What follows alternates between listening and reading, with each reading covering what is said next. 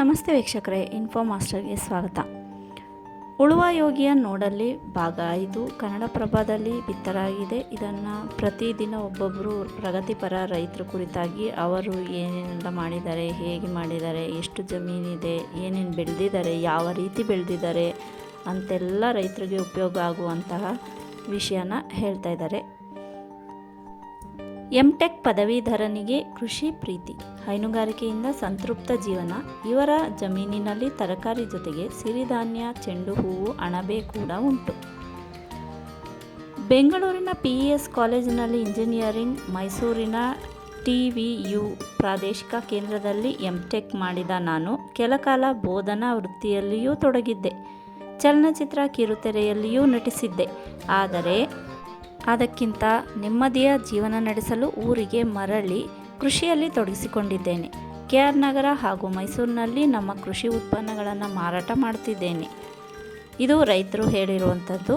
ಅವರ ಹೆಸರು ಸಂದೀಪ್ ರಾಜ್ ಅಂತ, ಬಸವರಾಜಪುರದವರು. ಇವರಿಗೆ 3.15 ಎಕರೆ ಜಮೀನಿದ್ದು ಭತ್ತ, ರಾಗಿ, ಜೋಳ, ಸಿರಿಧಾನ್ಯಗಳಾದ ಕೊರಲೆ, ಊದಲು, ಸಾಮೆ, ತರಕಾರಿ ಬೆಳೆಗಳಾದ ಟೊಮೆಟೊ, ಬೆಂಡೆ, ಮಿಡಿ ಸೌತೆ, ಸೋಲಾರ್ ಬೀನ್ಸ್ ಬೆಳೆಯುತ್ತಿದ್ದಾರೆ. ತೆಂಗು ಹಾಗೂ ಟೊಮೆಟೊ ಬೆಳೆಗಳೊಡನೆ ಅಂತರ ಬೆಳೆಯಾಗಿ ಚೆಂಡು ಹೂವು ಬೆಳೆಯುತ್ತಾರೆ.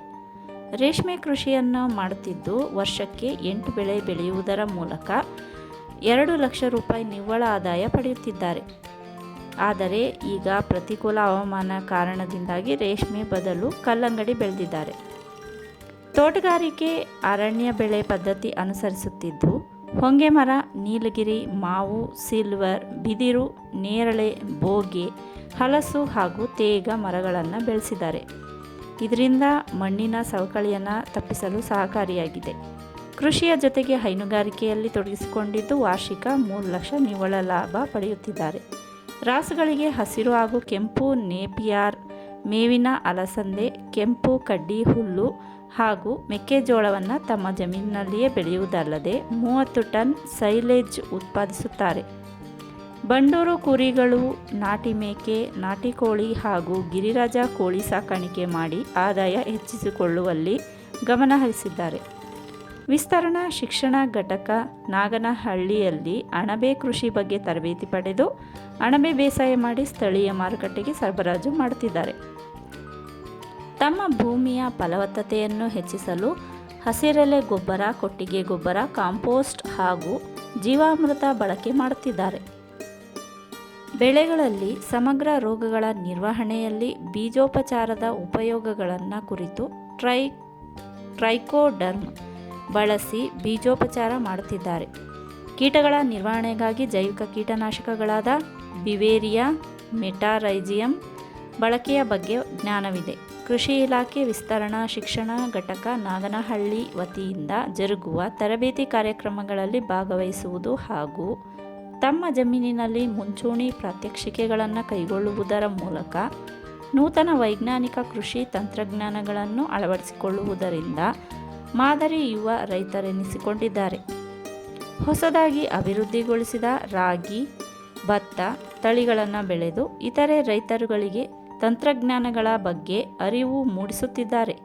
ಒಟ್ಟಾರೆ ವಾರ್ಷಿಕ ಅಂದಾಜು 10 ಲಕ್ಷ ಲಾಭದೊಂದಿಗೆ ಕೃಷಿಯಿಂದ ಸಂತೃಪ್ತಿ ಜೀವನ ನಡೆಸುತ್ತಿದ್ದಾರೆ. 2024ನೇ ಸಾಲಿನಲ್ಲಿ KR ನಗರ ತಾಲೂಕು ಮಟ್ಟದ ಯುವ ರೈತ ಪ್ರಶಸ್ತಿ ಪಡೆದಿದ್ದಾರೆ. ಹೆಚ್ಚಿನ ಮಾಹಿತಿಗೆ ರೈತರು ಇವರನ್ನು ಸಂಪರ್ಕಿಸಲು ಇವರ ವಿಳಾಸ ಹೀಗಿದೆ: ಸಂದೀಪ್ ರಾಜು ಬಿನ್ ಎಂ ಮಹದೇವು, ಬಸವರಾಜಪುರ, ಗ್ರಾಮ ಕಸಬಾ ಹೋಬಳಿ, KR ನಗರ ತಾಲೂಕು, ಮೈಸೂರು ಜಿಲ್ಲೆ. ಮೊಬೈಲ್ ಸಂಖ್ಯೆ 8073454527.